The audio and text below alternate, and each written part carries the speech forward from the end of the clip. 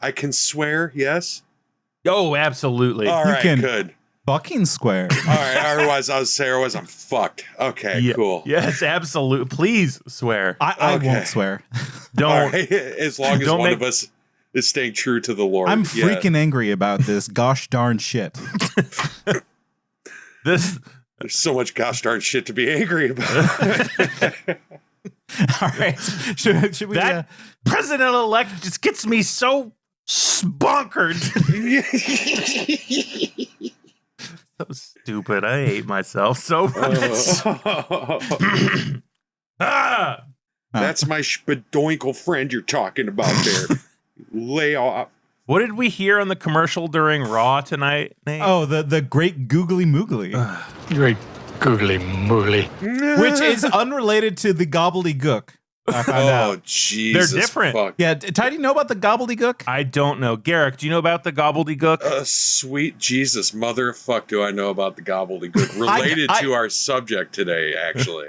I just learned out about the gobbledygook. Ty, do you want to know? I don't like that word, but please tell me about it. I can give you a quick rundown if you'd like, because I've had to tell people this before. There was a thing. It was a thing in the time period around a little bit before 1990 when this happened, where the towers were still standing. America was still he hadn't even taken his first crack at it. Yeah, no.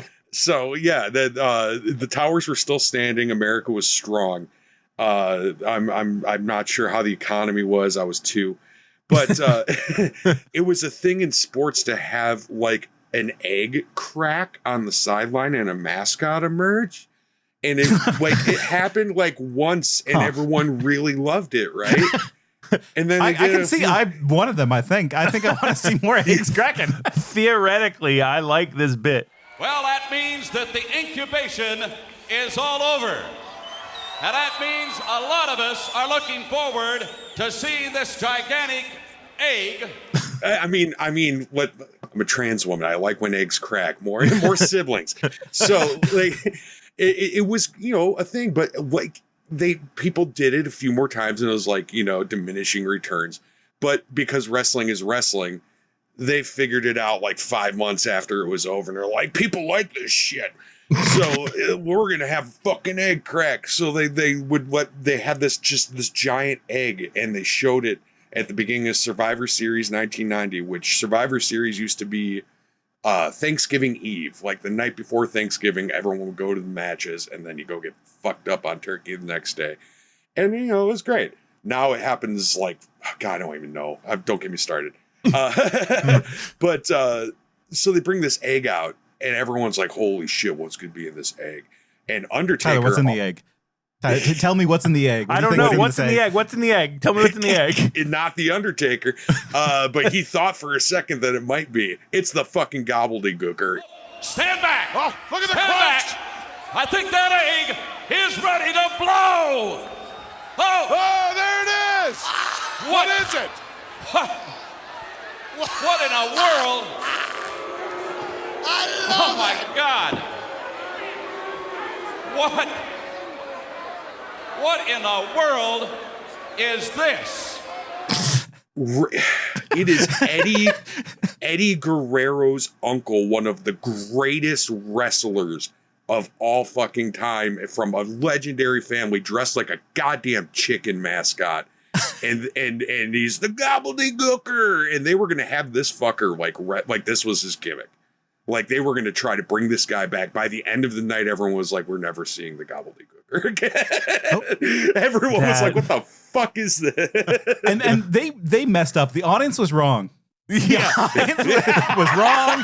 I want to see a gobbledygooker fight today. Like, I don't want to be like old man yells at wrestling or whatever. But what do we have today? Roman Reigns? Oh, Jesus Christ. That's who we were watching before. Yeah. And I just sat there and I looked at Nate and I went, Roman Reigns. That's it. That's all I got. Some say dry. I mean, he is oddly wet, Roman Reigns. Oh, well, the name. are. The name Yeah. rhyme, it's spelled REIGNS, but also it could mean R. So he's not staying dry. He's feeling the pain. He's on island time, from what I can tell. Well, yes, I mean, he comes from the Samoan dynasty of wrestlers. His family is huge. He's technically cousins with The Rock through marriage. The Anoa'i family, literally generations and generations of Samoan wrestlers that the guy's tied to. That's why his stable's called the Bloodline. So I guess I could sum that up by saying Roman Reigns. Exactly. It says it all. Let's have a chat about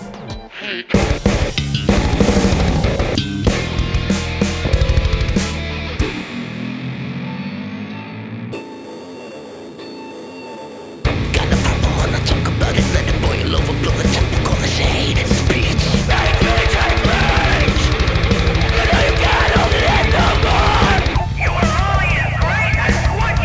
Once the taste is on your tongue, you'll only crave.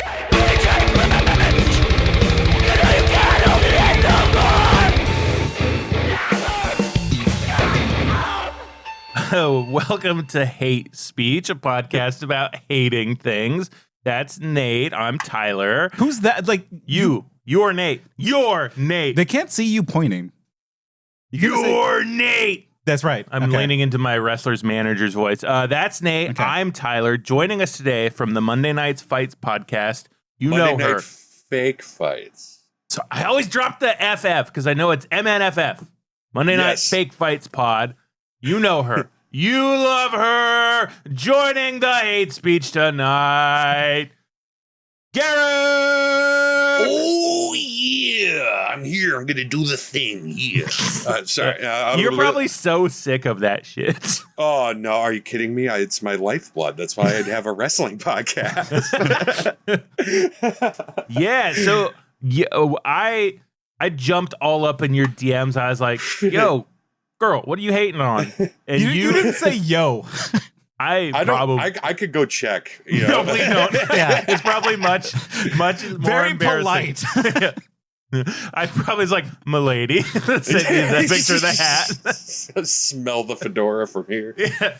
Oh. And you threw me something that interested me immediately. Like sometimes people will pitch something and I'll be like, "Nah, Nate's not gonna like that." I immediately Don't put on me. well, it's true. And there are sometimes things people pitch that I don't like. But I said yes immediately because I was like, The Undertaker, yes, exact yes. That's something that Nate and I are. So we're on the outside I of got wrestling. excited. Yeah. Like when I get excited, that's when you know it's going to be a good one because the first thing I did was Google The Undertaker. I went to google.com and I'm like, who's The Undertaker? Oddly enough, you're on a list now. The ones that's going to be saved. Yes. Right? Yeah, Like, yeah, that no, list. Jesus Christ. The positive literally. list. When the 3% comes, I will be not on the bad list, but the good list. I think he has more in common with 3%ers, literally 3%ers. We could get there. I found things out in the last 24 hours about this man that I didn't know. So Yeah. I am like more loaded. But when you told me you had a podcast, Tyler, where I could pick a subject to hate on, I think it took 2 seconds. Like flat, like I didn't even have to think about it. I was like, oh, Mark Calloway, I fucking hate that lich bitch. Let's go. Like really though, because like, you know, the thing that like there's a list of like scary people that like is so big of a topic that we don't touch. Like Joe Rogan's actually one of them. Where it's like where we would be unprepared. There's too much to talk about. Vince McMahon is on that list. Oh, yeah. And I'm surprised you didn't say like I hate Vince McMahon more. Oh, well, there's first of all, that's my show. Fair enough. We Get him, Garak. Get his ass. Get Nate's ass. That's fair. Coming for you. But But I gotta no, get the sound like, effects right. I'm coming for you. But no, the absolute, you would think so, but like I do that enough, and like there's so much that we'd be here for too long, and already the Undertaker is pushing that. This could be a 5-hour podcast if I really got into the nitty gritty. Which is so surprising. Because like when I Googled the Undertaker, I was looking for dirt. The first thing I did was like, okay, Undertaker controversy. You know, like nothing came up. It was all a bunch of people saying like, you know, his gimmick was a little played out. I didn't like, but like it's all very clean. I was looking for interviews and nobody was saying anything dirty about the Undertaker. My go-to is always whatever our subject is, and then me too, because they've usually made a statement. And was there anything? Not much. Nope. That we know about, right? But that we know about. We are very good at reading between lines here on hate speech, and I'm sure we will get to those lines. Well, yeah, I think that there's a lot of varnish on the Undertaker, aka the American Badass, aka Mark Calloway. Oh, the American Badass. That's when I stopped watching the first time. I got about a year and a half of that biker shit, and I was like, I can't. Now, was that the Attitude Era? That was the late Attitude Era. All right. Getting into what became, thanks to John Cena, called the Ruthless Aggression Era, which was somehow more offensive than the Attitude Era, but like people don't like think of it that way because it was post 9/11 and like everything was fucked. Everything was Kid Rock, yeah. Yep. It was real bad. We'll get to some of that if depending on how we want to break down this hate of the Undertaker, because I could do it chronologically. Well, I think that the first thing is to introduce what is wrestling. Yeah, because like this is a diverse audience. We don't know if people know what wrestling is. I didn't really. Yeah, like okay. Wrestling is one of those things where I've known my entire life I should be a fan of wrestling because I grew up a juggalo. I loved new metal. There's all this like I was wrestling adjacent, but it just never got there. I never got there. Juggalos have a federation, Tyler. Shit. I know they do. And they have a whole wild. video game about backyard wrestling. And I think it boils down to the fact that my house never had TBS or TNT, so I could never watch Raw. Okay, but like you had... Raw was USA. You're thinking Nitro. Those three channels are the fucking same in my head. It's the burn notice machine. It just pumps out suits and burn notice. and occasionally fake fights. and psych if you're nasty. Ooh. Yes. I mean, like, for me, like, this is the same deal where, like, I was primed to like wrestling, but my mom didn't like it. She was like, I don't like wrestling. Yep. So I watched boxing instead. That was the compromise. So it was just turned into boxing. But like one of my beloved childhood toys was a stuffed Ultimate Warrior. Oh my god! Like that and Mario. Like those are the two things that are in like the like. Oh, these are treasures. And it's just like it's so weird because like when I was watching, like when I was catching up to like, okay, what is wrestling? I need to remind myself what this thing is. I was like, I kind of like it. Mm-hmm. Like I think that's where I landed with this. Was the first time I watched any full match, and we watched the Hell in the Cell or whatever, staged on the cage, where fucking Undertaker jumps on Mankind. Hell in the one Cell, from the 1998. That's the one. I got you're talking about parents not liking wrestling. I've told this story on my pod, but for your audience, I didn't get a lot of pay-per-views as a kid because they were expensive.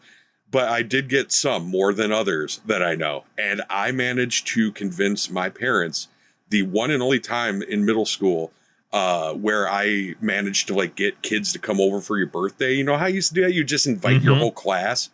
So like the whole class comes to my house for my birthday. And what do I want to do for my birthday? I want to watch King of the Ring 1998 live on pay-per-view. Hell yeah. So those kids in that grade sat down and watched what you watched. My parents got calls. That is so fucking cool. And I'm just like bloodthirsty at the fuck yeah. Honestly, sounds like a good birthday though. Oh, it was pretty great. Yeah, no. It's still an all-time classic, one of my all-time favorite matches. It's kind of a shitty match actually, but when you look back at it, but it's good for what it is. You know? I mean, I liked watching it as an adult, right? Like, and I think it was illustrative because like I had this idea of wrestling. It was like, to me, I understood that, like, yes, it's not real. Like, I got the basics down of why people like it, but I didn't actually sit down and watch them. Like, oh, this is exactly why I like martial arts movies. Because it's two actors or more. Or more. It, like, in this, like, kind of long form theater with punching, right? And in martial arts, like, good martial arts movies, they're actually punching, actually kicking their fellow actors. Like, it's a stunt team, right? Same with wrestling. It's a stunt team that's down there, with like actual story in the breaks. And well, sometimes actual story, sometimes not. That's the other thing I found fascinating too, is this whole idea of like, is it a story? Isn't it a story? Like, what is it's like Nathan Fielder but like wrestling. You can't really. Yeah, go ahead. Well, it's evolved. Now, I mean, if you're watching The Fed, it's more story than graps. And the graps are cookie cutter and planned along the way. If you're watching AEW or stuff that's older, before Vince basically completed his conquest, and like bought everybody and Caesared, before that, the way it used to be done, it was more improv. Nowadays in the Fed especially, they know the whole match before they go out there. Back in the day, you might not even meet your opponent before you get in the ring. As you go out, the promoter's telling you the finish, and the rest you got to make it up on the fly, whispering to each other. That is like, people hate when people call it art. But I'm sorry, that's a fucking art. To be able to high risk art, and it takes a vulnerability and a trust. On our show, we've said it's basically kink. Wrestling is kink. It takes you're putting your life in your partner's hand to like pull off this thing and not kill you. And like, you're working together to do this and make it look like you're killing each other without actually killing each other, or more importantly, like injuring each other. Like, because people are like, well, how does it not hurt? Well, that's the trick, kids. It does. It does, yeah. It absolutely fucking hurts. The point is to not get injured. You're going to get hurt, but you might not get injured. And then you can keep working, especially if you throw somas and alcohol and various painkillers on it, which is why we lost a lot of them young. And we hope they're found in the kingdom of heaven. I'm pretty sure I know where Brian Pillman is. Rest in peace. It's so hard doing my show every week because I'm talking about a bunch of monsters, a lot of which are dead. And it's like, do you feel bad that they're dead? Do you not feel bad because they're monsters? Also, why am I watching this shit? It's what they want, though. They want you to talk about like how they died in a cool way. Like, if you're a wrestler, you have to have that attitude. No, right? what I liked about it was, and this speaks to my background, is it's theater. Like, it's live theater. It's gorgeous. It's extravagant. It's complicated. Sure, it's fake. I don't give a fuck about that. Anybody who does, you're fucking. So psych. So's Burn Notice. Exactly. Exactly. It's like us cheering for Roman Reigns tonight. Nate was like, we were talking about, this is basically theater. It's like, yeah, can you imagine this happening in the Globe Theater? And he started chanting, fall stop, fall stop. Yeah. I mean, they probably did, though, right? Yeah, exactly. Of course they did. Well, that's to my point, and I've said it before. Wrestling comes from vaudeville, and I think it's the last vestiges of it. It's because like Broadway and shit, that's not. People can't go see shows like that. Like people who don't have a lot of money, you can find an indie show for $10 and go see some grabs. Sometimes they're free, and it's good. Like there's a lot of people all over the country, not even in the big companies, who do this shit, and they're great. Our local promotion is First Wrestling, and a lot of guys who are in AEW right now came through there, and it's so like you're going to see like the future stars if you do that, and it doesn't cost much. So I always say that it's the theater of the proletariat. It's like you don't need a lot of money to just go see some theater and some graps and some sweaty guys slapping meat, and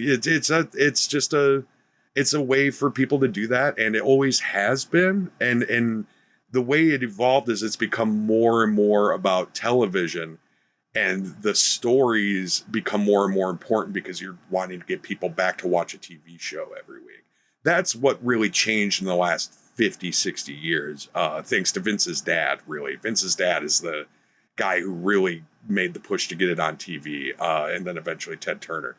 But the core of it is still that. The core of it is that it's theater that any fucking person can go to. And you don't gotta care much about it because it's whatever. It's fake. Fuck it. We're here.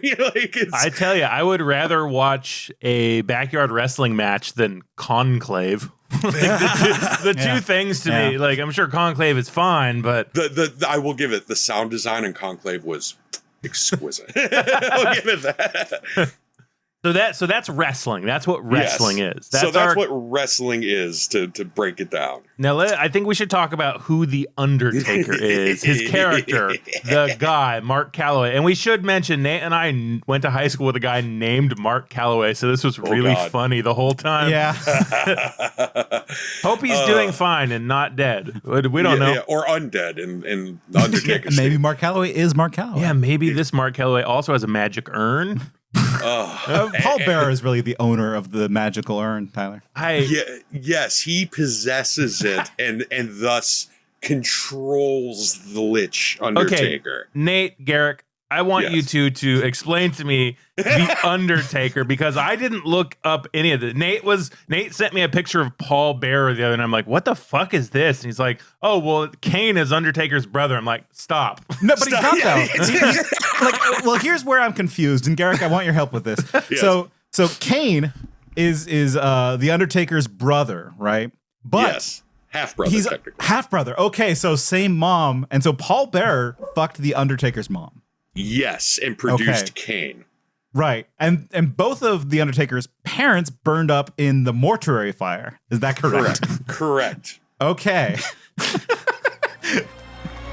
Uncle Paul, I know you've been concealing a terrible secret. I know you have some news that will shock the world. And the truth shall set you free. Spread the news, Uncle Paul. Spread the news. I'm going to do something that only you know, Undertaker. A secret that only you know. But I will reveal it to the whole world. It is a secret that I made while I was standing over the graveside of your mother and father. You heard me, Undertaker. Come back, or I'm gonna hurt you. That's why I'm saying, like, these stories are cool and we need to go back to them. Yeah, exactly. And at some point, after Kane died in a fire but came back, he went to high Kane school. died, but the Undertaker didn't, though. No, the Undertaker died somewhere else. We don't know. Okay. He's undead, though. But at some point, I need you to know that they fucked with Kane's story at one point to one of the worst things that ever aired on television. Please tell me. People who know wrestling know where I'm going with this. So they decided that this guy, who's the half brother of an undead lich dude from Death Valley who makes coffins, and is controlled by a magical urn, that Paul Bearer, who worked for his parents and fucked his mom, controls, and but is also his manager. Yes. Who's also his manager, yeah. Who used to wrestle under the name Percy Pringle, which always makes me giggle. Can you imagine looking down between your legs and Paul Bearer's eyes look up at you? No, it's terrible. I just made myself so sad. But so at some point, this kid who got maimed in a fire and like had some sort of like Jason Voorhees upbringing, then went to high school and had like a normal time and went out drinking at a party and got in a drunk driving accident and killed a girl. And Triple H eventually accuses him of having sex with her dead body. Part of me for a second was like, oh, this is the real story now. No,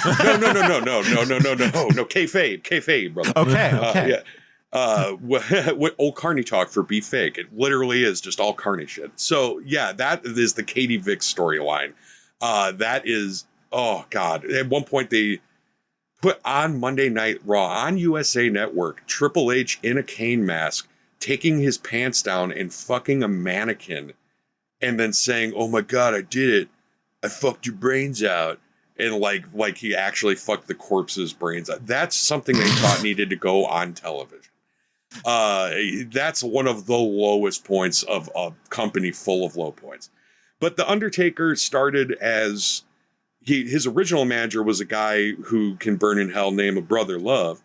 I've heard this name before. Why have I heard this name before? The man that stands before you now is a man who requires love 24 hours a day. I love you. I hate him. Okay. Yeah, he's like a old timey preacher whose face is just all blush. He just takes all the blush and makes his face red. But Kane. He initially was going to call Undertaker Kane the Undertaker, and then he wanted to have like a Kane and Abel thing, which is what Kane ended up being. But he came out with him in Survivor Series. They didn't know what to do with him, so all his thing was like, okay, you're tall, you can't do much. Just go out there and don't sell. Like, selling is when you react to the hit as though you're hurt. Just go out there and act like nothing can beat you.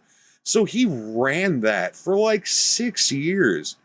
And he didn't. Wouldn't that be kind of boring though? Like, I thought the whole point was like, when you get punched, you want to see the other person kind of be in pain. It's like, all right, this is tense, right? They're getting hurt. Now, I will say, as a young child, it worked. I was under the impression that motherfucker couldn't feel pain. But it's to give this idea that he's like this undead zombie who cannot be stopped. And like, he even ripped off Michael Myers. He does this thing where you knock him out, you use your finisher on him, and he should stay down, right? Finally. And he'll just lay there prone, and then he'll sit up like Michael Myers in the first Halloween. He literally lifted that from the movie and made that part of his character. And it's iconic, but it's why I'm here to hate on him. The man has literally never had an original thought. He is a lapdog to the biggest monster in the history of the world, Vince McMahon. Well, I was thinking it like, so Vince McMahon was the person who just pointed at the Undertaker and says, all right, you're the Undertaker. This is your deal now for the rest of your life. Yeah, he gave him the assignment basically, and he had to go out and he did a good job with he understood the assignment. That's why. Yeah, but that's such a weird fate where just Vince McMahon could point at you and decide your career for the next 20 years. It sucks balls. 30 years. Sometimes it's like 6 months, brother, and then you're out. Like I think that's pretty illustrative of who Mark Calloway is as a person, because. And I cannot thank you enough, Nate, for encouraging me to listen to the entire Undertaker Joe Rogan episode, which I did. We both did. Which that was y'all. Like I hurt myself every week watching 90s wrestling. Are you guys okay? We take our guests' hate very seriously, and we throw ourselves into it. But there's a couple stories that I think old Mark Calloway told that I think kind of illustrate who he is as a person. One thing that he repeats several times in this interview is that he wished he had served in the army. He wished he had been a veteran. And he said that he got his start in wrestling by going to the Von Erich's business every Wednesday and sitting in the room trying to talk to one of the Von Erich wrestlers, the Iron Claw people. Okay. You didn't see the film. I saw the film. Pretty good. I enjoyed it. I only know the Mandible Claw. Yeah. From one Mankind. Okay, let's be real. Quick aside. All right. It seems like the worst thing that can happen to you in wrestling is you have to suck on Mick Foley's hands for 2 minutes. I think that's fine. I would do that. No problem. But he eventually brings Mr. Socko into the mix, which is a gym sock puppet that lives in his pants, in his crotch, that he puts over his hand before shoving it in your mouth. I approve. Nate, you're not wrong. So he sat in the Von Erich's waiting room for 8 months trying to get an interview, and eventually that's how he did it. That's the story he tells. I mean, come on. Yeah. I mean, but it's also like listening to how like bootlicky he is, and then knowing that Vince McMahon said Undertaker, and he just said, yes, sir, for 30 years. Yeah. I believe that. Like, I think he did waste his time and just does what he's told, which is probably why he knows about more of and helped cover up all the rapes. Well, he's Yes. probably just an industry guy, right? Like, you know, he's there for the better of the business. He's a company man. Well, there's people who are there for the business, and then there's people who are there for Vince. And I think that Undertaker tells himself that he's a guy who's like there for the business, but really he's just there to lick whatever Vince gives him, and boot or otherwise. Vince had a while there where he liked making people kiss his ass on live television. So. Like his actual ass, or His actual like pull his ass out and kiss it like real bad. There, like we say on my show, there were fucking signs. Like it's because this interview with Joe Rogan happened in it was by the day before Biden's inauguration was when because they kept talking about it. And that sounds like my own personal hell. It was like fascinating and boring at the same time. Yeah, because anytime they got off the topic of wrestling, it was, I mean, I might as well be listening to the dumbest people I've ever met talk about nothing authoritatively that they are not experts in. Yeah. Yep. Just like they unironically kept saying, yeah, hard times create hard men create good times. God.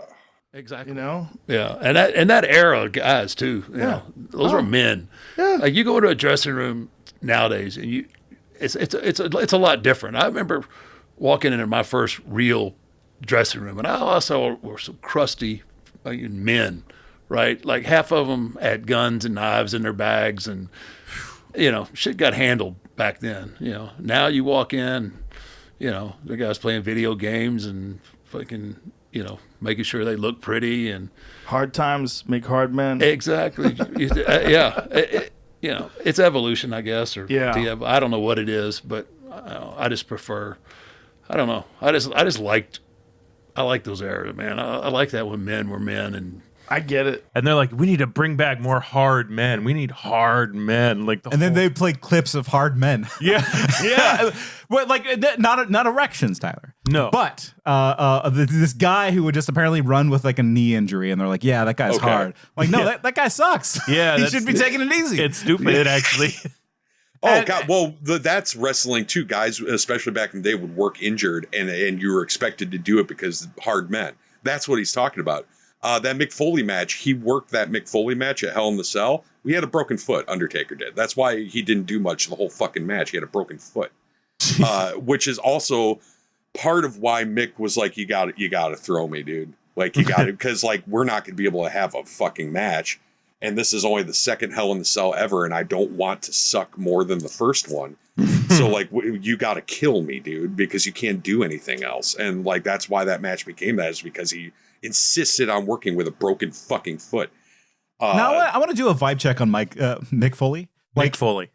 Is he cool or is he like not cool? I get the impression that he is. Mick Foley is one of the, from what we can tell, one of the only good ones. Like there's a handful. He's been on thin ice with this Vince stuff, but his kid works for the company as a writer and he has a Legends contract. So a previous guest of mine put, it sounds like he's got some money tied up in saying as little about Vince as possible.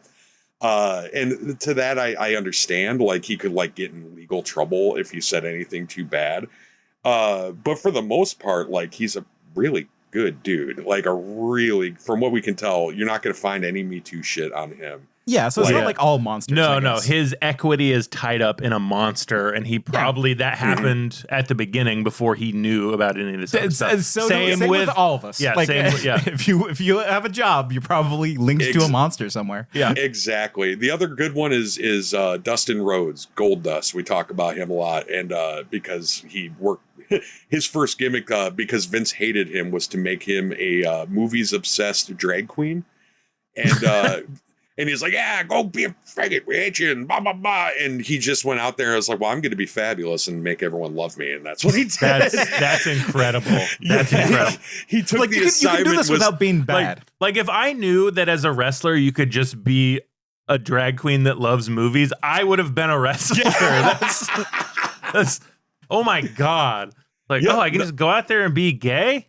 Yeah, right. And he's still working. He just wrestled in the fucking Tokyo Dome like 2-3 days ago. It was Jesus awesome. Christ. Yeah, They don't stop. Dustin is a hero, and I'm glad that he's still going because he deserves it. Mick is on the podcast writer path now because he can hardly fucking walk. Yeah, I'm surprised any of these people can. Like, Yeah. the one thing that I liked about the Joe Rogan interview was him talking about all of his series of injuries. Yes. And I learned two things. One, it is kind of like, I think he's talented in like the physicality, the vascularity of wrestling. He's pretty good at it. Am I right in thinking that? Undertaker? Yeah. Like, he hasn't hurt a lot of people, maybe? Okay. All right, never mind. Hold on. This is one of the things I prepared. I'm ready to learn. Oh my fucking God. Not only, like, he can work well enough. I've seen really good Undertaker matches. I can't deny him that. He has a reputation that people like to gloss over and say, well, it's just these rookies and blah, blah, blah, blah, blah. He had a reputation, especially in his first like 7 years in the business as Undertaker, for dropping people on their fucking heads. His finishing move back then was the Tombstone Pile Driver, where you basically pick a guy up upside down, put his face right in your crotch. All this is extremely straight. I can't stress this enough. The straightest. Yeah, the straightest. And then you drop to your knees, and what's supposed to happen is you have enough room between your legs and your dick for them to tuck their chin so their head doesn't actually hit the mat and compress their spine. He would just hold people so fucking low that like they couldn't. And he would just drop them on their fucking heads. Coco Beware, the Birdman, a guy I've seen wrestle live in my fucking bumfuck Wisconsin hometown because he was on the indies. Said they almost got to like blows over it. Like, dude, you hurt me. I just want you to apologize. And he wouldn't do it for the longest time. He just wouldn't apologize for accidentally hurting this guy. Like, that has to be like, you have to apologize. You have to be apologizing constantly, right? Yeah. Because like you're punching each other. Yeah. Right. Yeah. Like, and that's part of it is you're not a good wrestler doesn't hurt their opponent. Right. An asshole wrestler will like hurt their opponent and not care like that. And then you get like Brock Lesnar, who I'm going to hurt you and I dare you to fucking stop me. He's just a bully.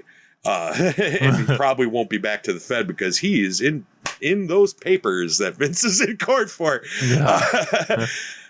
So like, yeah, no, he, again, you can't trust anything Hulk Hogan says the man cannot tell. Mr. Mom cannot tell the truth, the whole truth, or anything but the I lies, think that brother. Hulk Hogan could give me an honest assessment of Bubba the Love Sponge's wife's pussy. Probably, but even then, he's probably shining a little bit. The conclave that sank a gawker. Yeah, Allegedly. Allegedly. Allegedly. No, I've heard the court documents. It did. I'm the type of sicko that listens to wrestling podcasts where they just spend 6 hours reading the court documents in voice. I can't stress enough, in voice. It's a really exquisite show. But yeah, he claims in court documents that he like his back and neck got fucked up like for the rest of his career after Undertaker dropped him on his head in the 90s. Well, Tyler, you're a nurse. When you drop somebody's on their head like that, what can go wrong? We call them whoopsie daisies. Okay, so what happens? Stingers. So I'm going to tell a story of something that happened that I witnessed in my nursing career. Maybe this will illustrate how dangerous this can be. Okay. So during COVID, there was all the doors in the hospital had to be shut, like to prevent the spread of disease. And the doors, you can't see through them. Mm-hmm. There was a patient with a neurological disorder that, sort of withers the brain with age. I'll let you decide what that is. Yeah. Dementia. Oh. And one of the features of this person's dementia was, trying to get out of bed when they were unable to stand or walk, which is a common thing that happens with end-stage dementia. And I kept saying, hey, we need to get a bed alarm. We need to tie a thing to this patient's, like, the back of their neck. well, not tie it, but like tape it to their back of the neck. So when they get up, it would pull a cord out of the wall and set off a loud alarm. And they're like, well, no, we don't have any. I'm like, what do you mean you don't have any? We have a bell and a string. There's a reason I didn't stay at this hospital for long. And I was going to get one. This wasn't even my patient. This was another nurse's patient. And this person stood up, fell from standing position, hit the back of their head, caused a subarachnoid hemorrhage, and died from this fall. Yep. So when you ask me what can happen to a head, even from a ground level fall, and sure, there's the mat, which will sort of absorb some of that force. Nope. It's carpet and wood. Never mind. I thought it was like a spring. I thought like the mat was like, well, that's why it bounces. It's wood. And they can loosen and tighten it, but especially in the era we're talking about with the Hogan one, it was known for being a hard fucking ring. It's gotten better with age, but back then they were basically like boxing rings almost. A slip and fall can kill you. Hitting your head too hard on a doorway can kill you, which that is a patient I've had. And so it's like, it's impressive that they're not dying constantly. Yeah, and what we know about CTEs, like continuous concussions, like that's what I was kind of thinking. Like these injuries must compound in such a way that like, say the Undertaker has 20 brain injuries, and he does his last match, and like let's say that his mental capacities are gone during like when he's at doing the wrestling, like, and he'll just slip and kill somebody by accident. That has to be like the end result of somebody being this old wrestling. Well, right? Are y'all familiar with Chris Benoit? Oh, the guy they named the butt stuff after. No, the balls. What? Nope. The butt balls. The Benoit the Chris balls? I'm sorry. That joke is probably made 200 million times. And like so bad because of what he did. Nate, do you know what he did? I have no idea. Oh my God. I'm so sorry, Nate. I'm about to learn. This one I know. I'm about to learn. Oh, shit. All right. So I'm here to learn. Chris Benoit, unfortunately, one of the best to ever do it. You don't have to hand it to him. Yeah, he's kind of he's the O.J. Simpson of wrestling. He kind of is, like literally.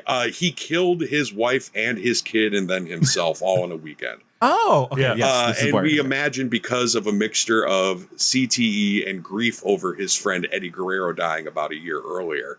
Less than a year earlier. And Eddie's a sad case because Eddie had a lot of problems with drugs and more so steroids, and he was starting to turn it around. But it was too late. His heart gave out. He'd done it for too long that it couldn't keep up. So even with him getting healthy, he just died. That's a sad one. But that was his best friend, and it hit him real hard. That mixed with the CTE. There was an episode of my show where the episode of Nitro wasn't on Peacock, and we're like, oh, I wonder why. That's weird. Then we watched it on Daily Motion, and he goes for a dive over the top rope to someone on the floor, and they just fucking miss him. They just do not catch him, and he just lands headfirst on the one patch of concrete right outside the mat. And you don't really see much of him for the rest of the they roll him in and he pins him. And then he just disappears because that's wild that you still have to pin him. You still have to get on him. And it's like, all right, he's done. The match was over. That is not how it is now, thankfully. I've seen matches now where a guy took a clothesline, Adam Page took a clothesline from John Moxley and rung his bell, which is what they used to call CTE. The wrestlers have a slang for when you get a concussion, because they didn't realize what concussions were. So they say, I got my bell rung. Yes.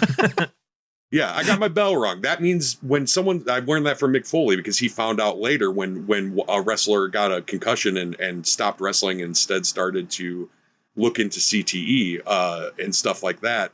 He explained to him, like, well, do you have these symptoms? He's like, oh, that's getting your bell rung. And it's like, oh, Jesus, Mick, how many times have you gotten your bell rung? And he's like, I don't know. It's like, that's not okay. But yeah, Chris Benoit killed his family. All I have to say. Yeah, we get a little dark on here, and I just want to remind you all that we don't apologize. We will never apologize. America is the great Satan. Never forget the hate speech promise. We don't apologize. American Badass. Yeah, we don't got apologize. And speaking of CTE and the American Badass, I also wanted to make sure to mention some people who saw I was doing this are like, please make sure you talk about this. I'm like, I'm a fucking queer wrestling fan. I'm going to talk about Canyon. Taker also has a reputation with chair shots. Are y'all familiar with the chair shot as a concept? I am not. Okay, so this I was is going to make a thing- joke, but it was going to get nasty. I was thinking of the chair shot from Burn After Reading, the chair in the basement with Oh, no God. seat, the dildo comes. Never mind. That'd be better. Yeah. Yeah. Okay. So no, a chair shot is something that still exists, but not like this. People for a long time, especially like, basically, they stopped doing this when Benoit killed his family. Because they found out that his brain was so bad with CTE that he basically had the brain of like an 80-year-old dementia patient. Yeah, not great. So, but before that, a chair shot is you get this, you ever see like, oh my God, it's coming in with the steel chair. They would take a steel folding chair and swing it like a goddamn bat and hit people in the head.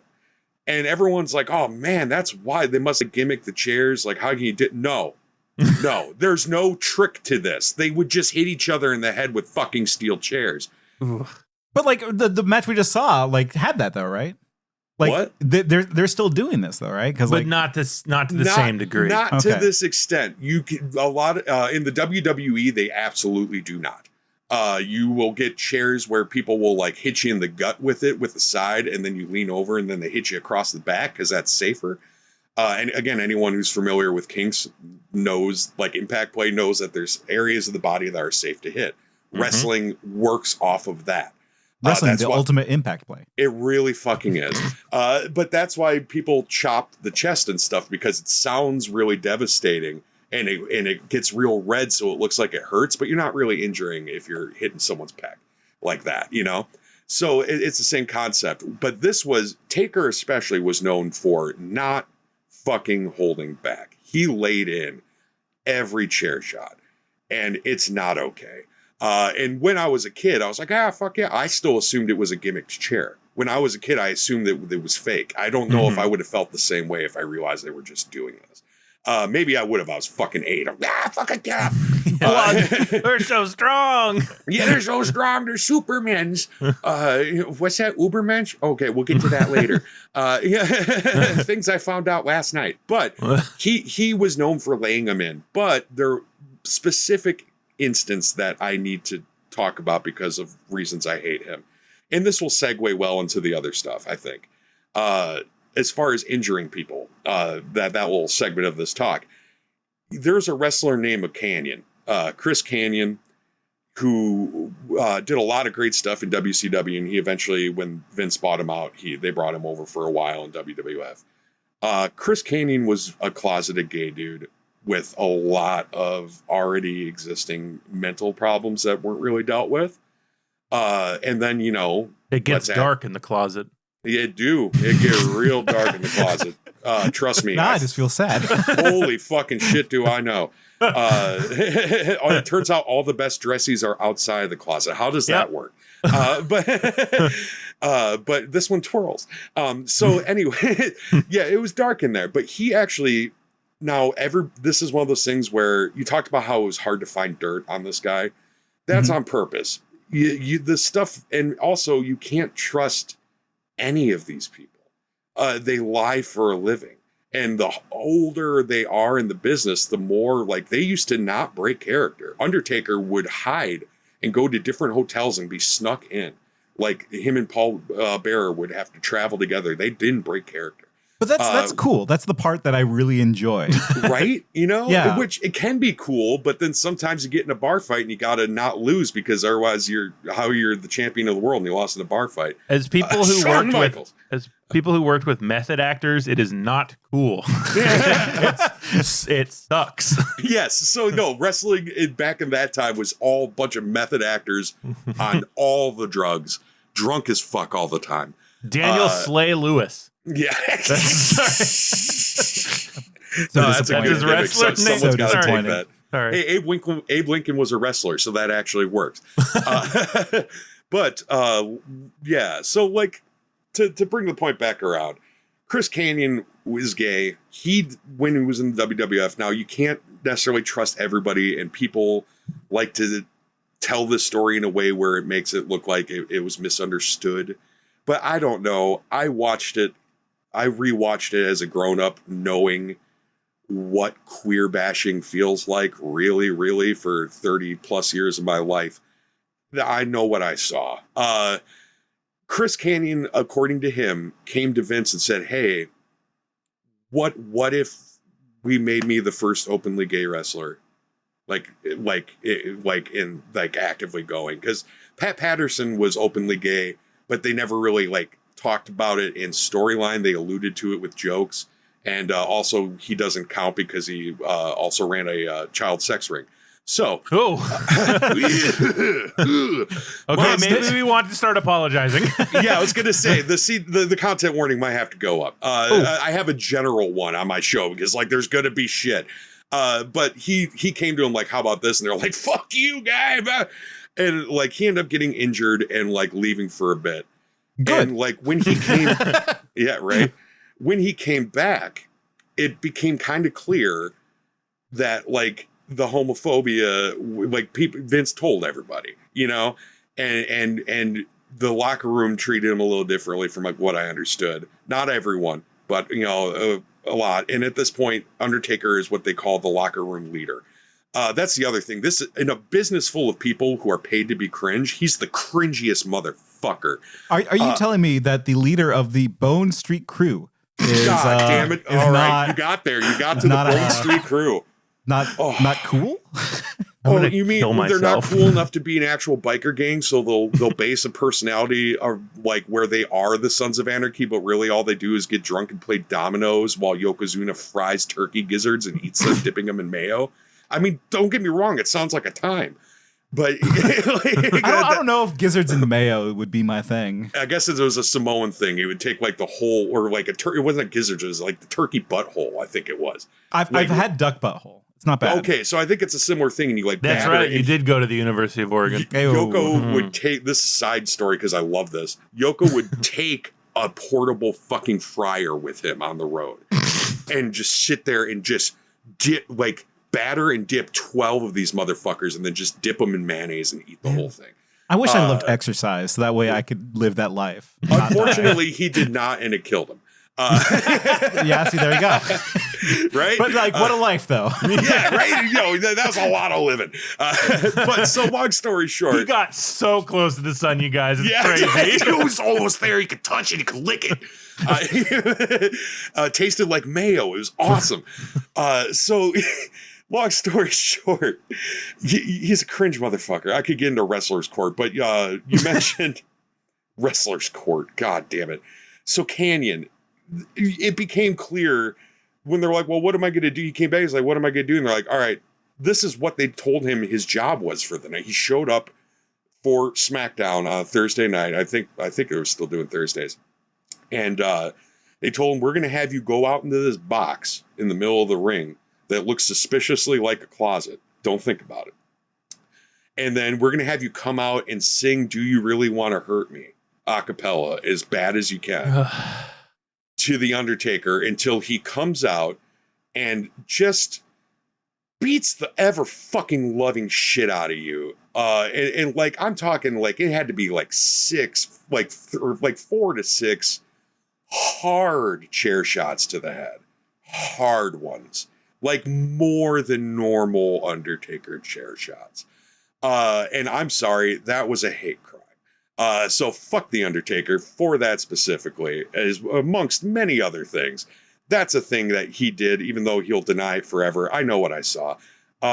Chris Kanyon ended up, again, content warning, dying by suicide because of complications of losing his job, getting blacklisted for trying to come out, and getting the ever-loving fuck beat out of him. As far as I'm concerned, Taker killed that dude. So he's got at least one body. Garrett, hold on. Wait, he is the Undertaker, though. So yes, maybe... exactly. He had the coffin ready. He measured it, built it with his own hands. Garak, let me ask you this. Have you listened to the Undertaker's podcast?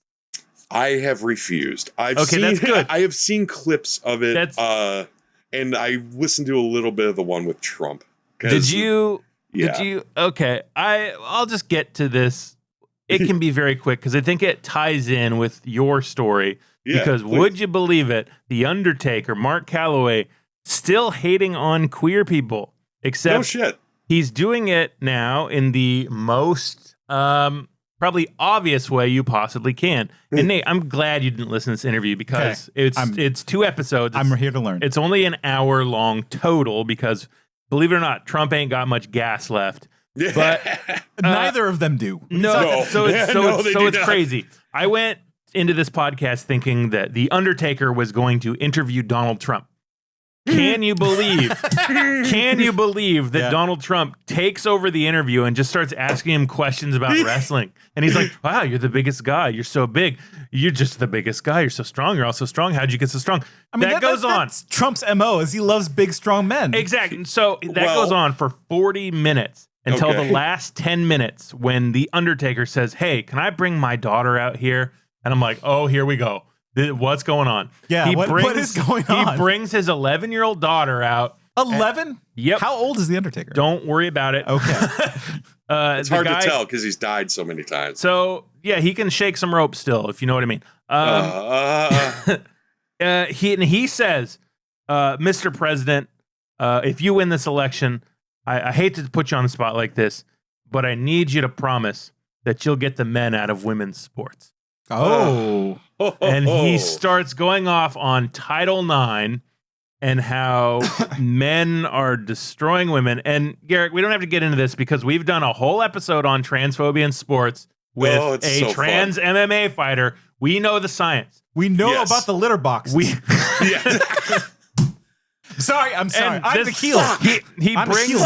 He brings this little girl out. And she's like, I like to play football, and I don't want to play football against boys. And Donald Trump's like, day one, I'm gonna sign the law. We're gonna get rid of men in sports, men and women's sports. And I'm like, oh my God, this is what it's all about. This is what it's all about for all of them. He's a huge piece of shit still. As an athlete in an athletic job, sports entertainment. God damn it. He and someone who took more steroids than God. Yeah, should know, but not more steroids than Hulk Hogan. We got to be clear on that. No, that guy. Oh my God, Terry, you did bad, brother. You did all the bad. but it's like Nate, you and I, we covered the science of this and how it's all fake. It doesn't happen. It's all bullshit. And I started seething, getting so pissed off. Here's a question. That he wheeled out a little girl to talk to Donald Trump about... happens to Trump a lot, though. Jesus fuck. They're constantly rolling out children to say things. I know that they're constantly feeding the orange man children. I get that. That's a function of politicians and Donald Trump and billionaires and the rich and everybody on the right. But it's the same shit. The whole interview is like, oh, thank you, Mr. President. Yes, Mr. President, I'm very big. Oh, Mr. President, thank you. Yes, I'm very big. Yeah, that's the whole interview. And it's like, I saw a window of who this guy was, sucking up to power as bootlickiest, as weakly, as yesiest. It all made complete sense when he's just like, oh, yes, sir, Mr. President. Yes, oh, I love you, Mr. President. 100 years, Donald Trump. I was like, so and then I listened to Joe Rogan. He's like, I have the longest running WWF WrestleMania character. Like, You covered up the rapes, the murders, and the abuse. You did it all. You bought it all. You fucking piece of shit. And I want to figure out why. Like, why? What is his motivation to be the bootlicker? Okay, I want the theories or facts. I mean, because he's got a reactionary mind, and they're all secret bootlickers who just want to be oppressed. Like, there's so much to it. That's part of it. But Nate, you made a great point when we were talking about this, and that you said the Undertaker, and more specifically, these wrestlers are victims of grooming to a degree. Well, yes. Under the larger umbrella of like men. Right. Which is, like, okay, you have to act a certain way. If I punch you have to not cry, like that kind of thing. But like specifically, literally, literally, like, get out there, don't sell. You can't cry in a match. You start crying, it's over. I want to be the first crying wrestler. But like, the thing is, like when the Undertaker says, I wish I served, like, no, brother, you did serve. Yeah. Like, they did military shit to you, where they put you in line and they punch you until you don't go away. Yeah, Undertaker, some gave all in your job. Yeah. Right. And Chris Canyon gave all. Yeah, exactly. And we should be grateful for it, right? And like, so that is the grooming, right? Yeah. Like, he has his Undertaker camp for young boys or whatever, where he like, where he sponsors like, up and coming wrestlers or whatever. Come here, little taker. That's what it is, though, right? It's just like, okay, come in here and I'm going to show you how it really is. And he beats him with a chair for 2 hours. It's like, all right, learn how to heel, And another function of this grooming comes directly from Vince McMahon himself, because the Undertaker has said, if I missed a day, they gave my job away.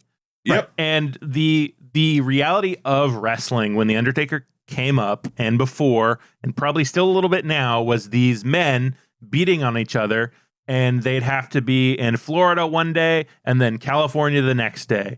And they had no time off. So they were constantly drinking alcohol and taking a bunch of pain pills. So they're being moved, jet lagged, full of like substances, in pain, forced to do this again. They're forced to do like these complicated maneuvers.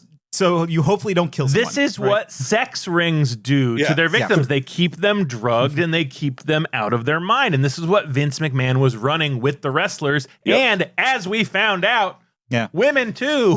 Oh yeah. And here's the real fuck of it too, is that Vince didn't invent this. No. That is what wrestling has always been. Vince perfected it to a perverse degree, because not even the old NWA guys were working these guys 300 nights a year. That's what Vince hurt people, and make a science around it. No, he perfected it to a fucking. They have the Performance Center in Florida, which is basically the facility to do the science to groom these people. Absolutely, and they teach them the only way to wrestle. Who else had scientists? Yeah. Who? I think we know. You're right. The scientists behind today's sponsor, Magic Mind. Why, yes. In fact, they've put together a non-habit forming, no grogginess, no melatonin sleep aid version of Magic Mind. It'll help you fall asleep. It'll keep you asleep, and it will relax you. Personally, that sounds like a challenge. Doctors have been slaving away for hours, probably more than hours. Probably a lot more than hours. Validating. To create a new sleep formula of Magic Mind. That's Can you believe it? We got 2 types of Magic Mind now. We got green for wakies and purple for sleepies. Right. And let me tell you, the sleepies, there's no melatonin in there. There's no drugs that could potentially be addictive. You know, you know what's better than Ambien? What's better than Ambien? Nothing. That's why you shouldn't take it. That's why you shouldn't take Ambien. Instead, you take Magic Mind. Yeah, because Ambien is habit forming. This product could have saved so many wrestlers. Oh, could you imagine? If only, who's the one that went crazy and killed everyone? Chris Benoit. Wait, you're going to have to be more specific. Yeah. At his disposal. The Chris family Benoit's... annihilator. There are other guys who have killed people in the ring, in and out of the ring. If Chris Benoit had Magic Mind. Now, we should clarify. Magic Mind has told us not to say this, but we're going to say it anyways. No, we can't say that Magic Mind would have fixed Chris Benoit because we just don't know. He never tried it. Right, but we don't need to know. Here's the thing I know is that I've been sleeping like a dang rock. My bell's been rung every night and I just fall over. No, that's bad. Magic Mind will not ring your bell. What's the opposite? It will unring your bell. It will stop your bell. It'll put my bell on a nice soft cushion. Yeah, and put me to sleep. So this sleepy motherfucker's got lemon chamomile, which sounds good. Is good. What else we got here? Ashwagandha, some lavender, valerian root, lemon balm. The way I would describe it is like a sleepy time tea in a shot. Like a 5 hour energy. What a negative 5 hour energy. What if that? Yeah, is 1 cup of Sleepy Bear tea too much of a commitment? Get it done in a shot. Yeah.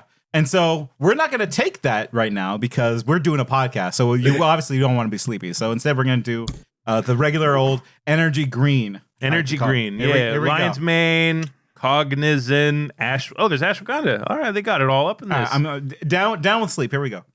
With sleep. We're going uppies. And Garak, I should say, this stuff when I take it does give me an allergic reaction where it becomes hard to swallow and my lips tingle. So the second part of this podcast might be a little weird. Here we go. Cool. Hey, thankfully we have a nurse. Oh, wait. Yeah. Oh, God. It does taste better. Physician, heal yourself. And also, I'm not a physician. I do what the physician says. That's all I can do. Here's the thing. Oh, you're in pain. Please, can I have pain medicine? Yes, when a doctor gives a fuck about you enough to order it. I can't do it. I want to do it. You come to the hospital, I want to give you drugs. You should be high if you're miserable. I should be getting you high. But these fucks in their white coats, they don't do it. I got to take the sleepy stuff to bring me down. Oh, audience. Here we go. Audience, he is taking the blue. He's drinking down the purple. It's going down. The madness in his eyes is leaving. Okay, purple legit tastes so good. And Yeah, I'm actually normal now. And listeners at home, you too can be normal, better than normal, super normal, by going to magicmind.com/speechjan and get 45% off the Magic Mind bundle. That's magicmind.com/speechjan. I only took the sleepy one, so. You lied. I took both. Yeah. So I'm starting to feel fucking weird. So Garak, here's the thing. I've now been convinced to hate the Undertaker, but I think there's more. There's so much more. Yeah, you said you found some Nazi stuff. I'd like to hear the Nazi stuff. Speaking of scientists, and not those wonderful Magic Mind scientists. not those. So yeah, a little while ago, before he finally fucking retired, he released this documentary called The Last Ride, which was the name of one of his finishers when he was a biker fuck. And it told it was a documentary that followed the last couple, I think 4 or 5 years, because it got to the point where he wouldn't wrestle regularly. He would come out once a year at WrestleMania, win his match, and then disappear. And literally, we found out what would happen is he would go wrestle this match. It would destroy him. And then he would go get surgery and recover for a year. And then he would go wrestle and it would destroy him. And he would go get surgery and recover. Even because during the Joe Rogan stuff, right? He wouldn't retire because he is a fucking idiot and an asshole who had this beautiful final match in his mind of I'm going to go out in this glory that I deserve. It doesn't matter that I can't fucking walk. It doesn't matter that I have no hips anymore and my knees are gone. And I'm going to chase this magic moment. And in the meantime, him and Bill Goldberg almost killed each other because neither of those fuckers this happened in 2019 in Saudi Arabia. We watched it. You told us to watch this match, right? Yes. Yeah. This was from Garak. She told us to. Yeah. Because this specifically is one of the things I hate him for, is that he didn't leave when he should have. And it plays into his hurting people. So now I'm not going to blame him for what happened here other than the fact that he took the match. But Goldberg got a concussion early on in the match. He accidentally hit his head on the pole. Yeah, he was bloody. He was bloody as hell. So I'm going to correct you. He actually got his bell rung. God damn it. You said that wrong. Yes, I'm sorry. As the medical expert, I'll allow it. Yeah, the medical term. He got his bell rung. God, until bell soup. So they should have stopped the fucking match, but they're these two old assholes. And Undertaker especially was like, this is my final match. I got to go out in a blaze of glory. Taking somebody with me. I'm taking you with me. And like Goldberg goes to give him a jackhammer, and he's about an inch away from killing the Undertaker because he's too fucked up to do the move.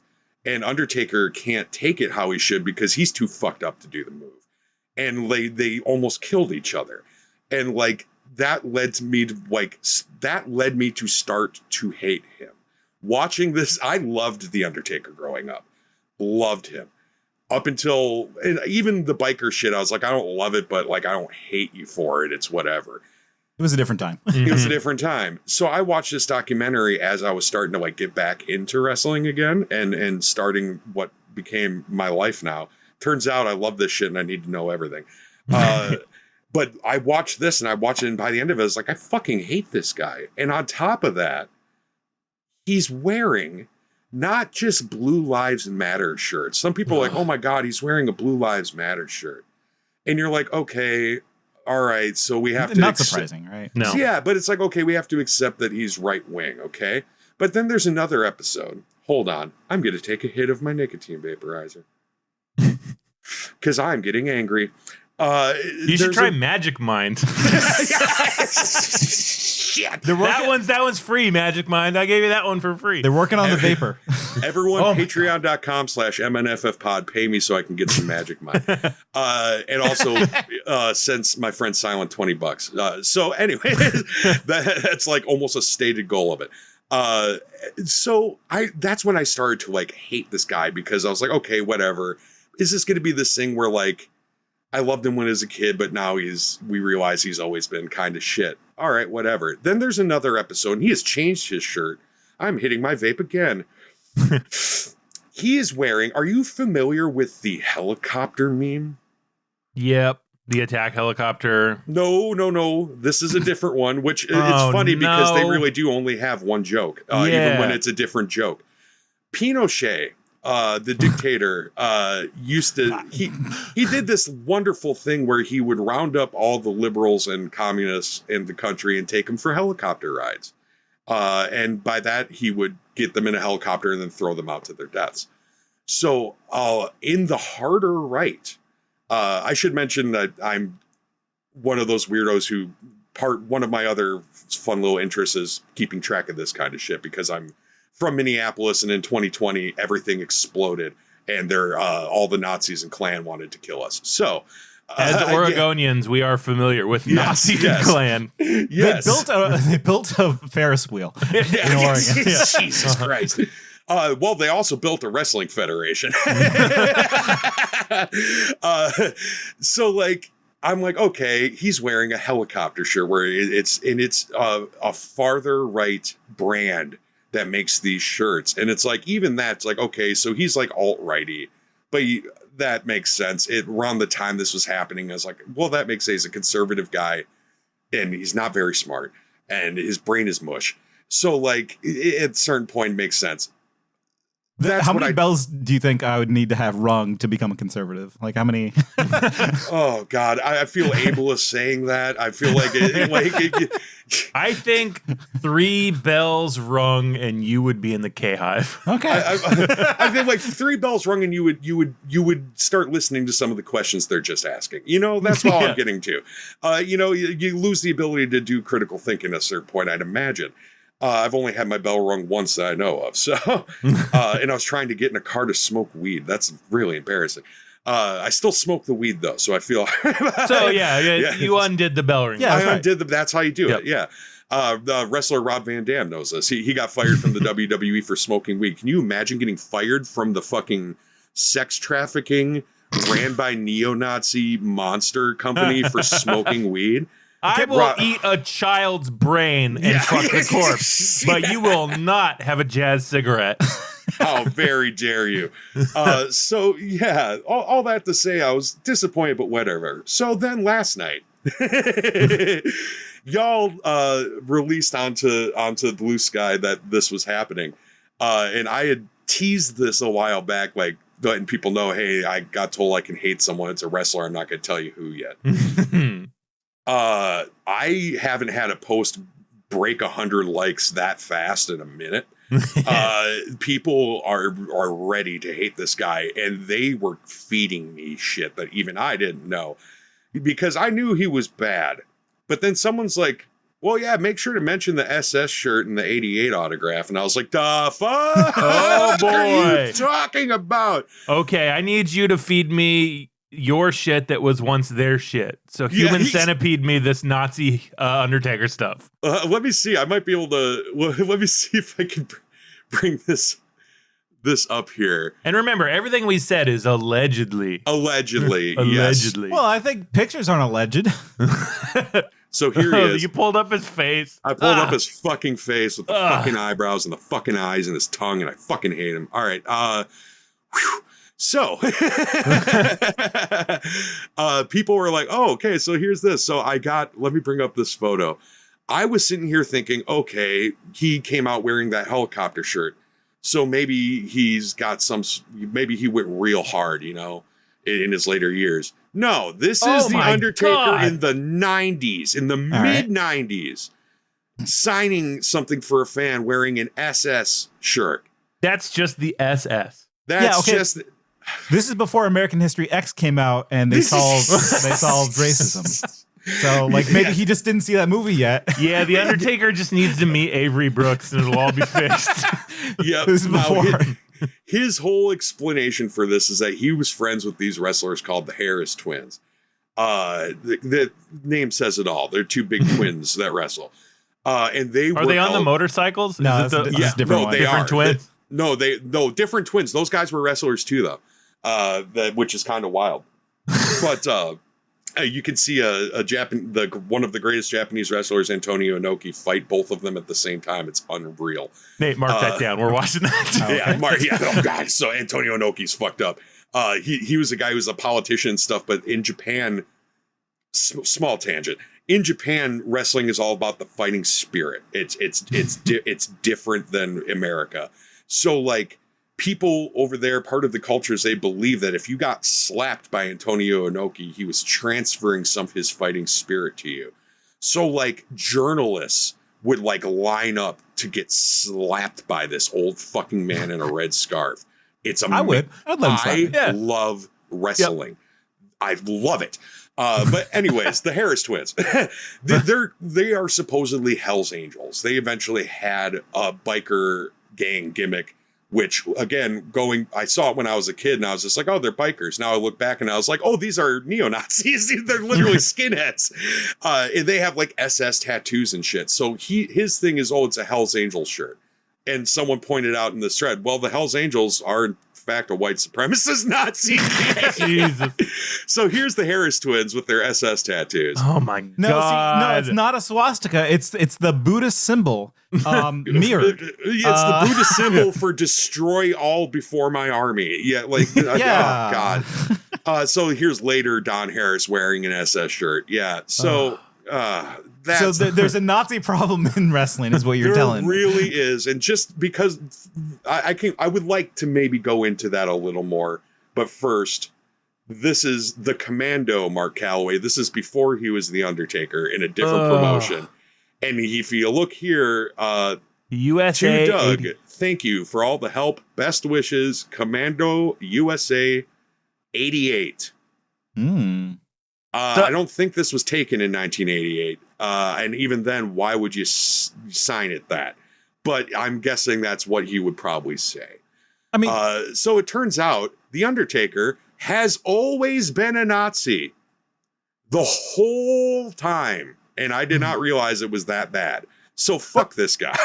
But he's so, I think the thing is, he's so practiced about not getting caught, which is the same for a lot of these guys, right? Yeah, basically. They know that society frowns on Nazis. Well, here's the thing. Here's the thing I'll tell you about CTE. The more you get your bell rung, you can hear the whistles for dogs.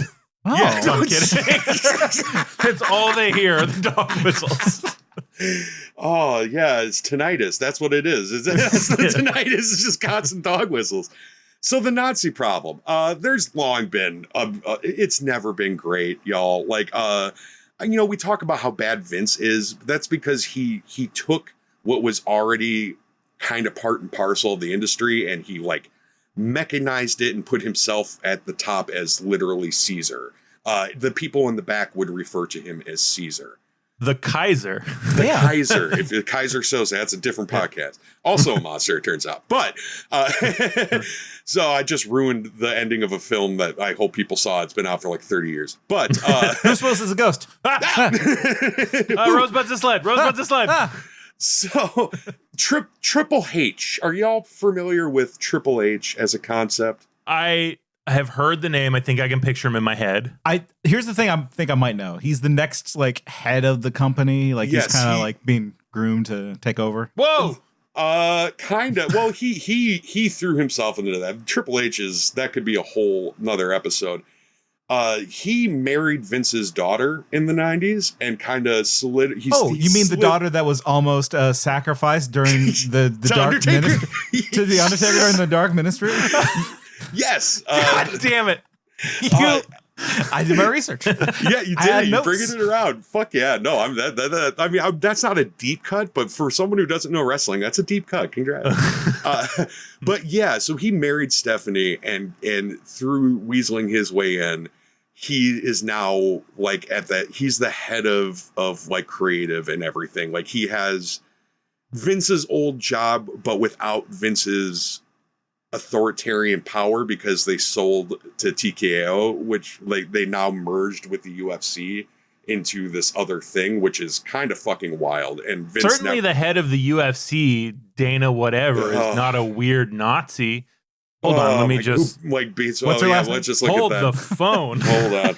So at a certain point in like 97, I want to say maybe 98, Triple H started coming out with iron crosses on his an iron cross on his ass with HHH on it, and the iron cross became like a big part of his presentation.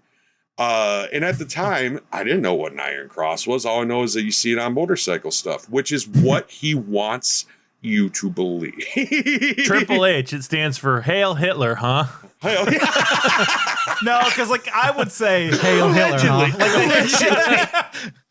Huh? Hail Hitler? Hit me with that Triple H. Yeah. Oh God. So like they parade Hitler.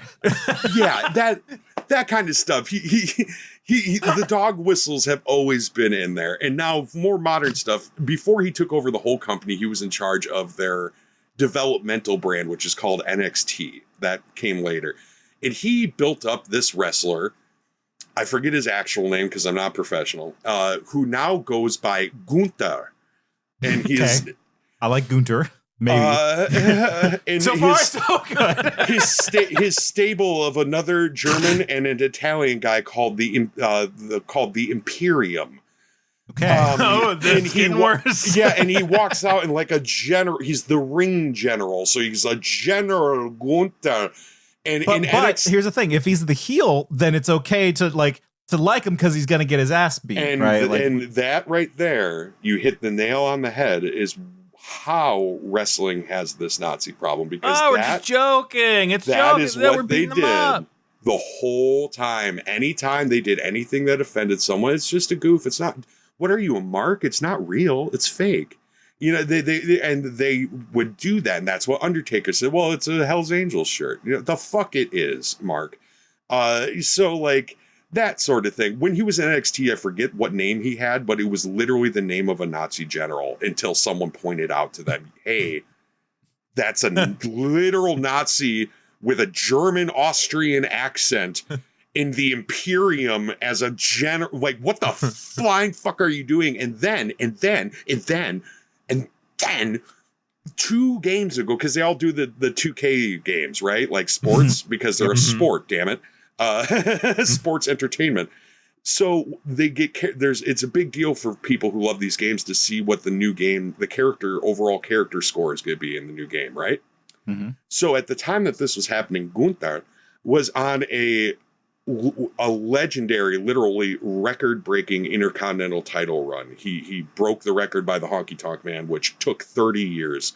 But they really just like, can we please not have a record for our title held by a guy named the Honky Tonk Man. He's just an Elvis understandable. Yeah. Yeah. Let's give it to Heinrich Himmler. All that to say, you'd think you'd have a pretty high overall score, right? You know, and the scores are, 0 to 100. So you'd think this guy on this record-breaking reign. They released the card and his overall score is 88. Okay. So wait, hold on. But that doesn't mean anything. That's just a number. No, it's just a number. Just a number. Numbers can't hurt you, Tyler. I'm the 14th in my line. I'm the 88th wrestler. He was the 14th card that they. Oh my God! I should have looked into that at the time, but I was too busy being fucking angry. How embarrassing for them. Oh, their faces were so red when they found out. From the steroids. Yeah. Turns you orange. No, that's just brother love. That's just brother love. It's the blush. But no, it's needless to say, it's a Nazi problem. And the racism has always been an issue. The Rock was the first African-American world champion. What the fuck does that tell you? The Rock. Wait, are you telling me the voodoo doctor? He was a racist character. One of the best friends of the Undertaker. He was in the Bone Street Crew. Well, the Bone Street Crew, that makes sense because he's a voodoo practitioner and they like bones. And voodoo, one thing in all of this is pretty bad. But when you keep adding layers of more bad things that are just feeding into each, like, this is a lot worse than I thought. So yes, needless to say, I mean, I don't know how much longer you want to go. I could get into specific instances, but that's a pretty general overall why I fucking hate this man. He's not the greatest worker, but he thinks he is. He injures the fuck out of people and then doesn't take responsibility for it or denies it. He hate crimed Canyon to death. He's a virulent Donald Trump supporter and transphobe. Yes, and has been a Nazi the entire time. and a redhead. Yes! How the fuck? Like stolen black hair valor. I know. I listen, here's the thing. I think that Spooky Lich Lord could have red hair. Yeah, maybe give that one to the Irish, Yeah, thank you very much. My ancestors are proud, I tell you. Come on. So do we know enough about him to rank him? I think we do.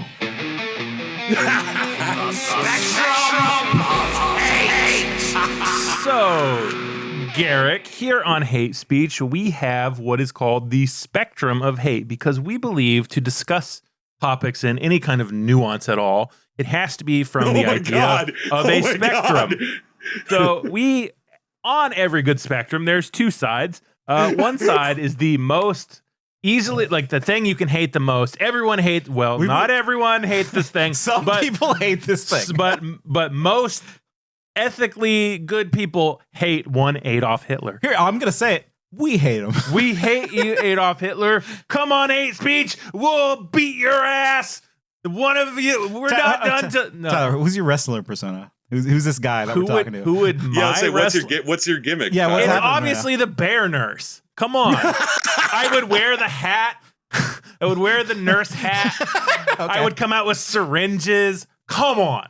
I'm hairy and big. Bears. Yeah. Mine would be hard drive because I work on computers. Okay. On the bad end of our spectrum of hate is Hitler. On the other end of our spectrum is someone that's universally loved and great is LeVar Burton. Yeah, fair enough. And we're gonna place the Undertaker somewhere here. So Garak, one of the fast and loose rules that we use for placement of things or people on the spectrum is just the number of bodies they probably have. How many people have they killed directly? Yeah, or indirectly. Or their influence. Wow. You can probably see our list there. Yeah, no, this is a fantastic list. Furries at 2 is really perfect. Well, there's nothing wrong with furries. No, they're universally loved, but they're not LeVar Burton universally loved. Exactly. So I really like that. LeVar Burton, I feel like, he would not have sex around me. I think LeVar Burton would. I would say he's welcome to, though. Yeah, I'd like to think he would if I asked really nicely. Like if LeVar Burton needed to get a nut off and I was around and I was like, you know what, just go for it, dude. Okay. Yeah. That's wrestling? Fine. I want to see the first furry wrestler. I want him out there. I'm sure there's furry they wrestlers. exist. They exist. Yeah. They exist. They the exist. gobbledygook. That's right. The gobbledygook. God damn it. Holy shit. So yes, no, there's all kinds. So as far as bodies, I will. Well, we already discussed it. I didn't even know that was part of it, and I went there. So I'm happy I mentioned Canyon. I will say, allegedly, I think indirectly, I think he killed Chris Canyon. I think a lot of things killed Chris Canyon, but I think he really helped. Part of me, like, he's a yes man. Like, he is not the figurehead. He's not Vince McMahon, which is probably the one good thing we can say about The Undertaker. But he's Vince McMahon's #1 yes man. Yeah. Yep. So here's the thing. Buffalo, we rank things by murders, right? And so that line starts at Buffalo Wild Wings. Yes. Okay. in case you're not aware. Buffalo Wild Wings has at least one body? Oh, it's several. Yeah, it's got several bodies. And that's just people that work on the buildings. Oh, my God. But, like, honestly, though, like, I want to put him in the Adam Carolla range. Because, like, you know, I just look at, like, spokespeople for the far right. Yeah, people that launder right-wing ideology are ontologically evil. Yeah, I'll and say they it. are helping put more bodies. That is directly helping create more bodies. So I'll give you that. All right, it goes. I think he's worse than a big truck. He's the size of a big truck. He's what if man was big truck? Well, yes. Actually, WCW did that. They had wrestling monster trucks. Again, there you Patreon. You can have that. We had a watch party where we introduced a newbie to that pay-per-view. Did the Undertaker take on Gravedigger? No, but Gravedigger ripped off Undertaker. Oh, damn. No, there was a match where the Giant and Hulk Hogan both had monster trucks based off of each other, and they fought, and it was fucking stupid. They never did it again. I think the right kind of stupid. I've seen the Hulk Hogan monster truck, and that thing is ugly. I like monster trucks. Yeah. Okay, so I want to put it right above transphobia in sports because, like, I think that's like. You know, it covers the umbrella. He's contributed to transphobia in sports. Yeah, I was going to say he's literally done that. Yes. Right. He directly has fed into it and begged the now president-elect to just keep doing it. He has directly affected potential future policy around that area. So now I got it, but I really got to think about the most abstract because we've talked about the ways that he's most directly, indirectly murdered someone. I feel like the fact that he was such a yes man to Vince for so long, and the shit that I know Vince was doing, and the shit that Vince pushed his workers to do, that he helped with. Like, we didn't even get into wrestler's court. He was the judge of wrestler's court, and which usually that's involved, not a Judge Judy type wrestling thing. No. This is bad. It's like if there's fighting in the back. To stop it before there's literal fighting in the back, they'll say, we'll have wrestler's court. You state your case. You generally buy alcohol for Taker and the guy that you wronged, and that's it. And you move on. It's cringe again in a industry full of people professionally cringe. The fact that he took pride in this is just exceptionally cringe. Like, most of this is him just getting free bottles of Jack Daniels from wrestlers.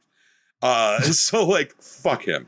But it speaks to the mentality and the work environment that he helped keep going. And I know that work environment cost us Brian Pillman, Eddie Guerrero, Chris Benoit, Nancy Benoit, David Benoit, and so many others. So, like, I feel like those bodies somewhat lay on him as well. Like, not going to give him the full blame, but the fact that he takes pride in being that locker room leader, and that locker room was so horrible, that counts him. So I want to, honestly, I think he's right below Hitler.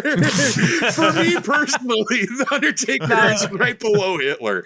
Counterpoint, just, you know, he's a supporter of Hitler, so I feel like he that doesn't mean he's below Hitler though, because Hitler, I think, directly did cause some damage. The WWF showers did not have Cyclone B. Yeah. We can at least say that, maybe. As far as we know. But yeah, I was going to say, like, he didn't genocide, but he would be happy if genocides happened.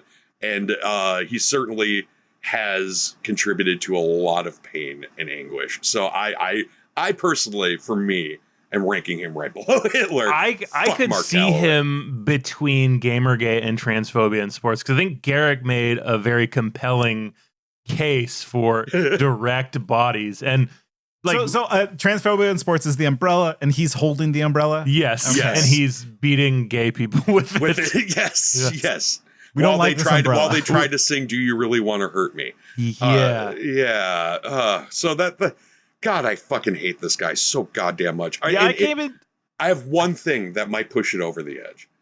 If you can, look up Mean Mark Calloway, and you will see the mullet this man had in his early WCW days. Now, Garak. Wait, hold on though. That's gonna make it better. I'm a fan of a mullet. That's why I'm saying, hold on. You're saying, Garak, mullets are fucking cool. And I'm like, a lot of mullets are really fucking cool. This is why. This is the point against. Those are extensions. Yeah, those are extensions? He got extensions in order to have that mullet because he wanted that mullet so bad. He couldn't grow a mullet? Not that fast.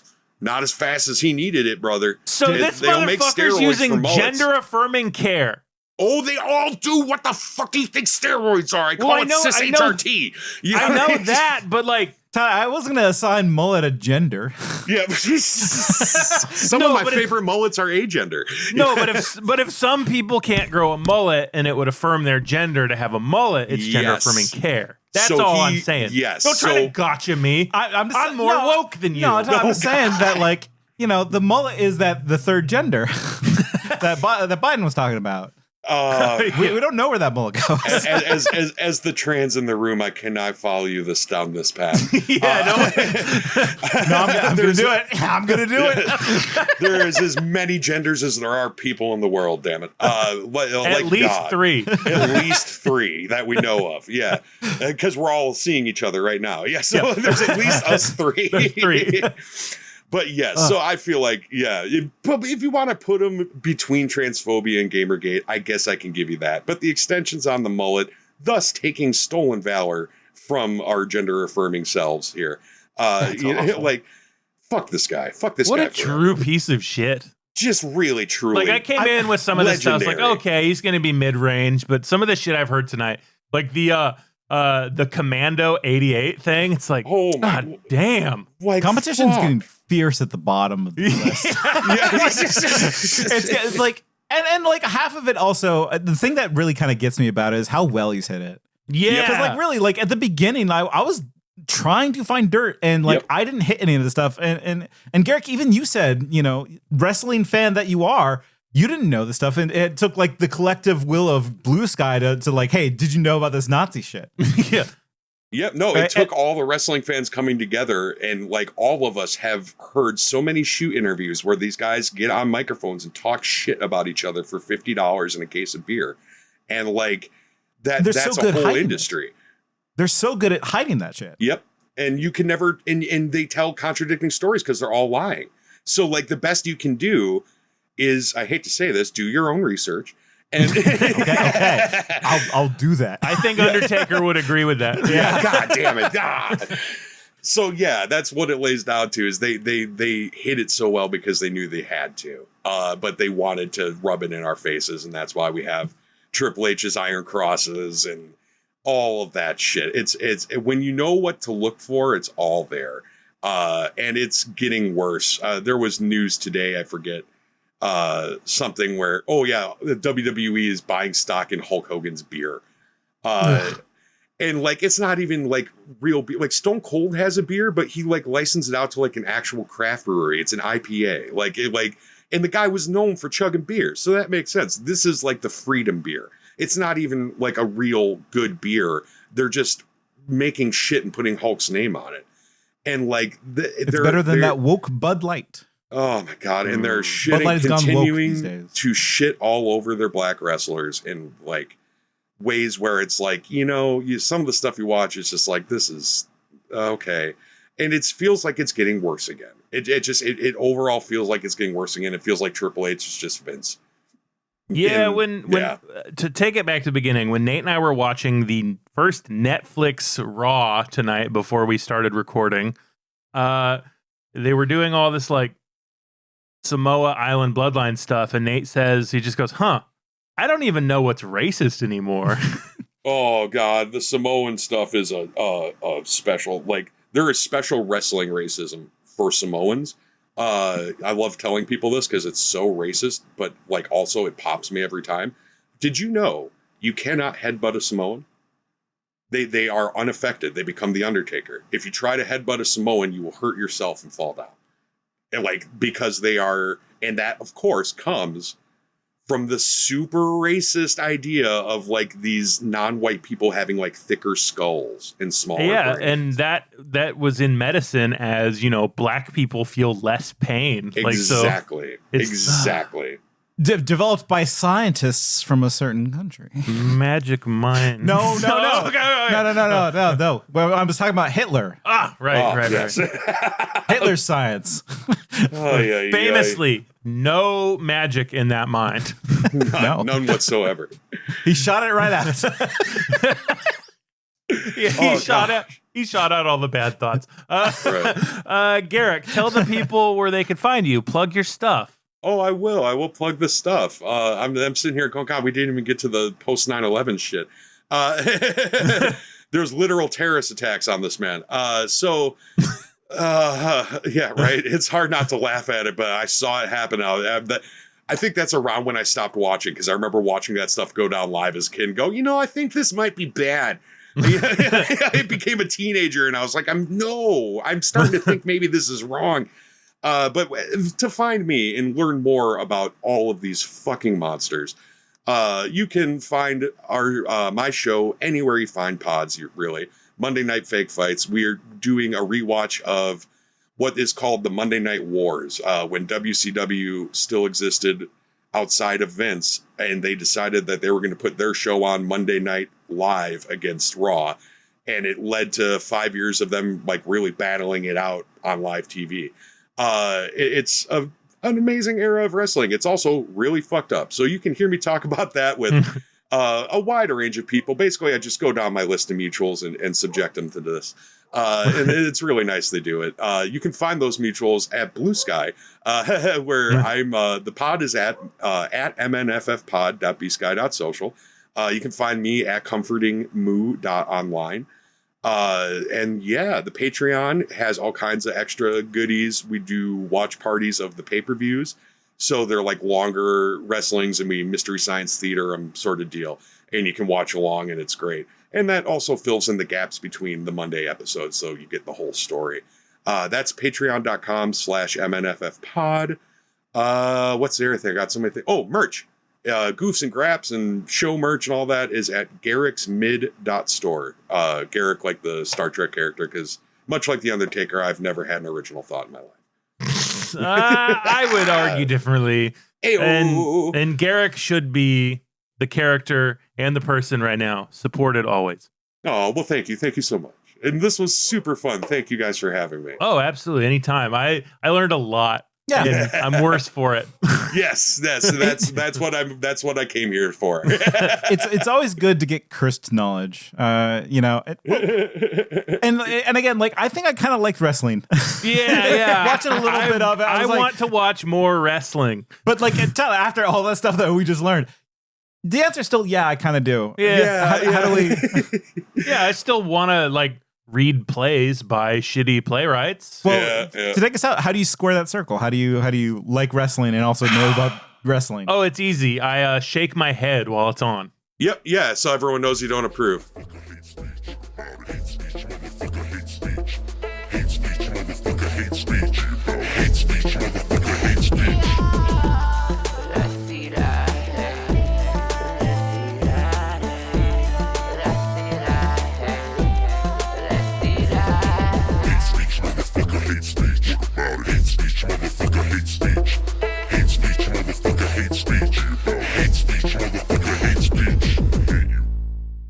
and they start doing this promotion where they've got this giant fucking egg